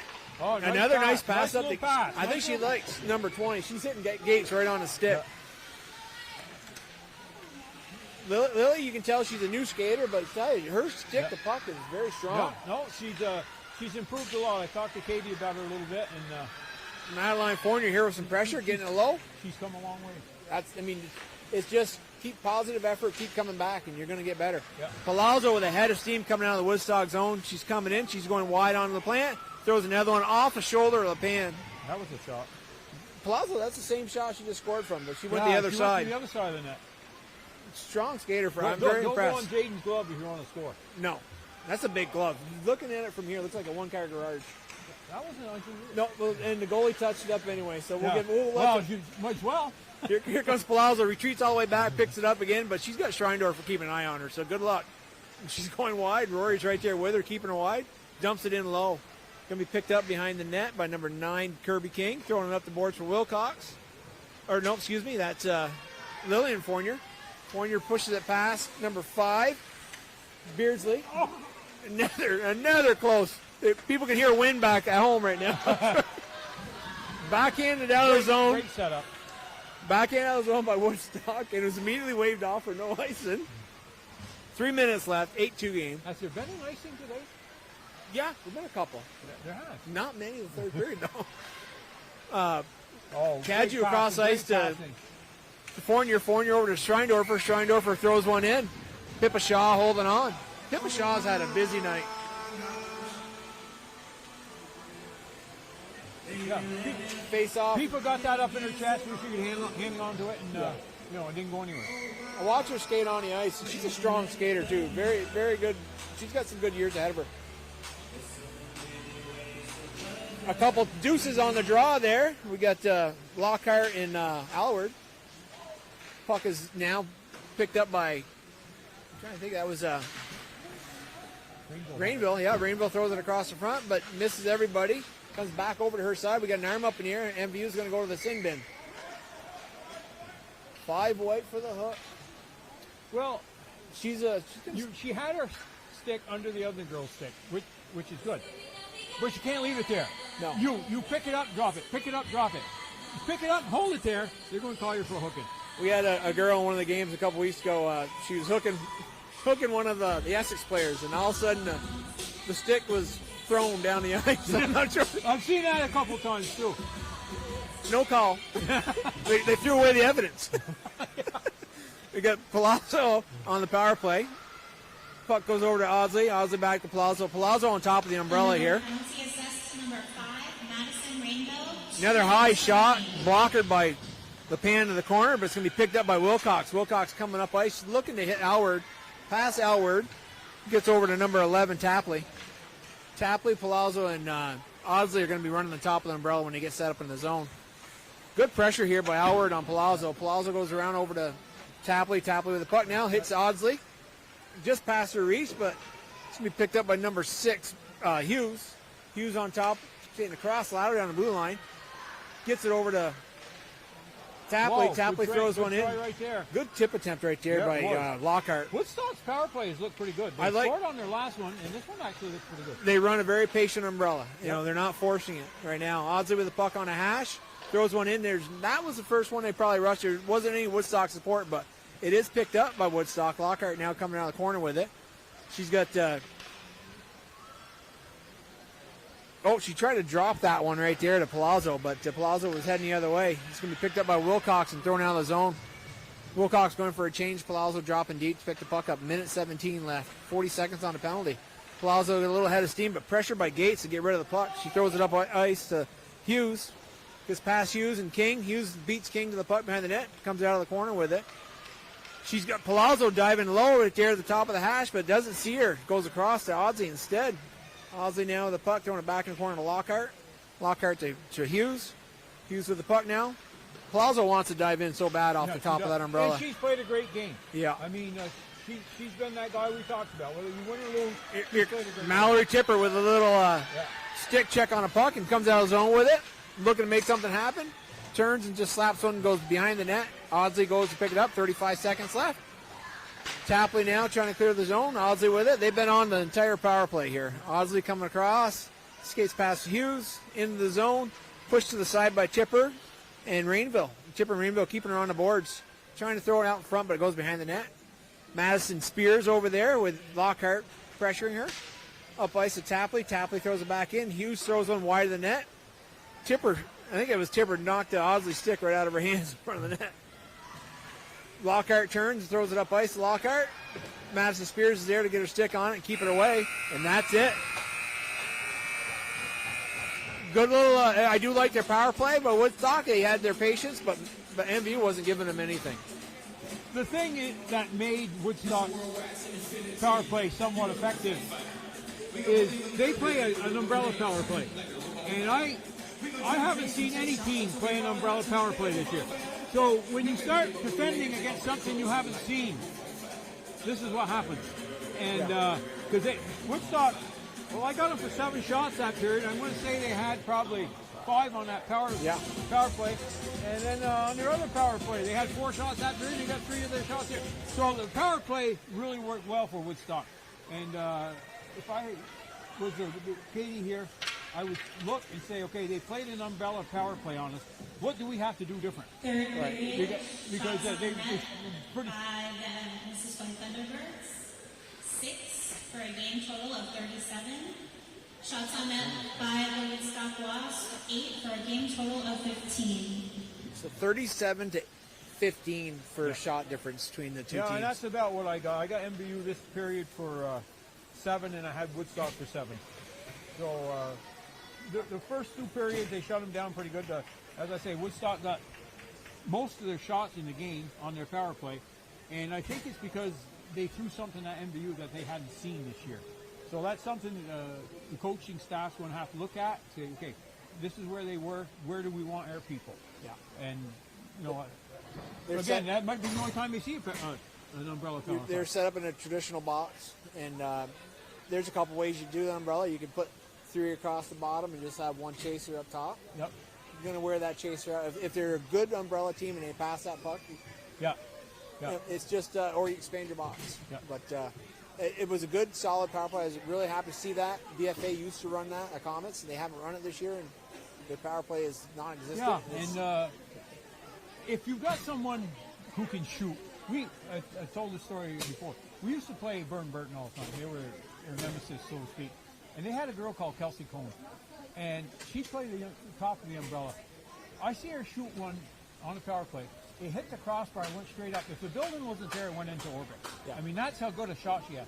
And MVU has a girl that can shoot Madison Spears. If MVU were to start running an umbrella power play, that's where you'd want her. Right about where that U is on the MVU over there, or right where the Y is here, where it says Yellow Jacket.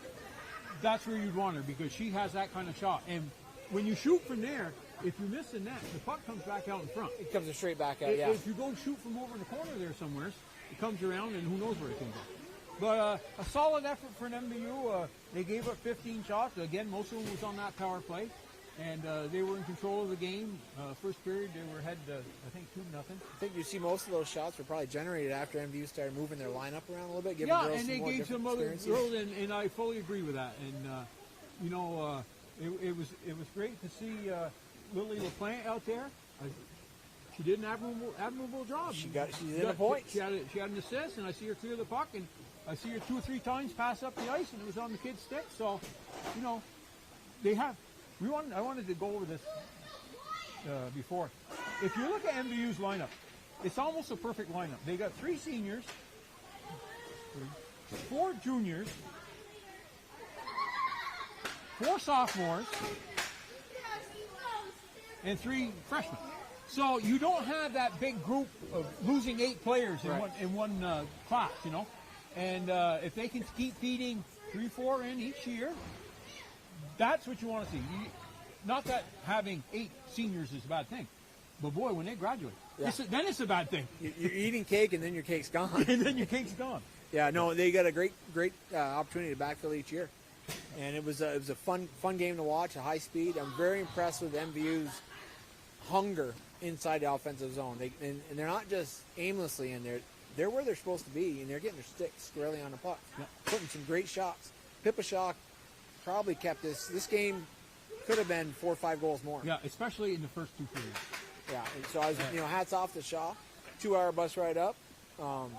Walk through a restaurant, and all you can smell is the French fries, and you want a bowl, but you got to go get your skates on and play. And she did a great job. Yep. But very impressed with what MVU has, and they're clicking at the right time for what's coming down the pipe here in the playoffs. Well, that's what I say. And for them to get ready for the playoffs, they've got to shut teams down. Did they shut Woodstock down? Well, Woodstock got a couple goals, but one was on the power play, and another one was, I think it surprised Jaden because she was standing on the goal line when that puck went. Yeah, she was definitely not prepared for that. And that happens. But as I say, I can remember one goal she'd like to have back for the whole year, and maybe she'd like to have that one back. If she was out 3-4 feet, then you wouldn't have none to shoot at. But it's one of those games where, she can afford to have that mental lapse. I don't think you'll see that. That's an anomaly that happened down there. Yeah. It won't happen. I would say I haven't seen her do it this year. Yeah, that's one of those deals where Katie will just have to put her hands on her legs at Jaden, and Jaden will say, I know. Yeah. But where they're positioned right now in the standings, they're guaranteed 2 home playoff games, probably. They have to finish in the top 2. And as I say, I think Middlebury and Hartford will drop because of the schedule they play. They got to play VFA. Both of them do. They both got to play Essex. They both got to play Colchester, Burlington, Colchester. And then they got to play each other. Hold on. So 2 of them can't win. They got to stop calling Burlington, Colchester. That's Burlington, South Burlington, Colchester, Milton, Winooski. Yeah, the heart of Chittenden County. Yeah, it's a. You know what though? That team's beatable. Any team's beatable. You just got to lace up the skates and go. Yep. And I think MVU's got a great opportunity. They got a really good coaching staff, a great mix, like as you said, age groups in that. The seniors are kind of keep the leadership, keep the focus there, and you get that goofy. You know how goofy freshman and sophomore energy is in a locker room. It just kind of keeps things light. Yeah. And that's you got to have that. Yeah, you got a great mixture there. But I really appreciate my opportunities up here with you guys. Well, we're glad you stepped in, Dave, and I gave you 2 periods. Well, usually we go on vacation here during the break, but we always have a lot to talk about. Yeah. And, I told you before, our mutual friend, my barber, Dana Rushlow, said, with you and Jackson in the booth, he says, there'll never be a quiet moment, he said. Do you realize when Dana's cutting hair in his barber shop, he's wearing those same type of stilts that you see sheetrockers wear when they're mudding ceilings? Because when you're sitting in that chair, there's no way he can reach your head. He's got to have those little mud stilts on. Either that or step stool. Keeps him moving. But I want to shout out to our sponsors again before you guys all get sick of us. Let's take a moment to thank our community sponsors that make our live sports coverage possible. Splish Splash Clean and Clear, Northwestern Rehab Services, Notch, Vermont, My Healthy Vermont, JC Image, Union Bank, Stone's Auto Repair, St. Albans and East Fairfield locations, and Collins Furley Sports Fitness Center. If your business would like to help sponsor our live coverage, please reach out to Paul Snyder at Northwest Access TV. Check out their website for more details at northwestaccess.tv. And you might have Win Parity calling your game. That's a win-win right there. Win with win. We'd also like to thank Northwestern Counseling and Sports Services and the Afterglow Foundation. Two organizations have been working to prevent suicide deaths in our community. If you are concerned about yourself or a loved one, there are people in our community that can help. Reach out to NCSS 24 hours a day, 7 days a week on its confidential emergency service line, 802-524-6554. Then press 1, or you can always call or text 988. One call, text, or chat could save a life. I'd like to thank Alan Chadwick back at the station. He has to listen to us, so it really is. He goes through a lot, but he makes sure everything goes off well. And Brian DeWicki over there, we can't say enough about him. He's in the coldest part of the rink, but he's an ice fisherman, so maybe he's used to that. But he's giving me the thumbs up. I'm not gonna sit there and say poor Brian, coldest part of the rink, because one of the coaches is probably one of the better bakers in Franklin County. Yeah. You think Brian doesn't look like he partakes in the bakery, but I'm telling you right now, he's gonna have some sweet goodness at home when he's gonna be a cookie or a muffin or a cake. But Brian does a great job for us, and we really appreciate the work he does. Brian's always, and he's always in the championship game at the Gut. Brian's be setting that camera up and running the show with the big dogs, and he does a great job. Yep. People always love following Brian. The way he runs the camera, it flows with the play just right. Yeah, it isn't herky-jerky. No. He makes us look good when. Yeah. That's saying something. And Alan, how many times did Alan have to hit that button when you said something that you shouldn't have? Yeah. Good. Well, I kept it down this week. Yeah, I don't. He didn't have to hit it with you the first period because No, he couldn't hear first period. I think they shut me off. The first period was a trial, folks. They said I wasn't too bad, so they let me come on the last two. Yeah. But again, thank you for allowing me here. And Morgan, I hope you feel better. And I'm sure he'll be back, folks. So tomorrow, we got a game tomorrow. Don't be too nervous. Yeah, I'll be in my game in Burlington. But but I'm sure Morgan will be healthy as a horse tomorrow. Can't keep a good guy down like that. Right. But Win, thanks a lot. Thank you, Dave. Appreciate you coming in and my pleasure. stepping in for him. My pleasure, and good luck on the way out. Yeah. I'm talking about the ladder. Yeah.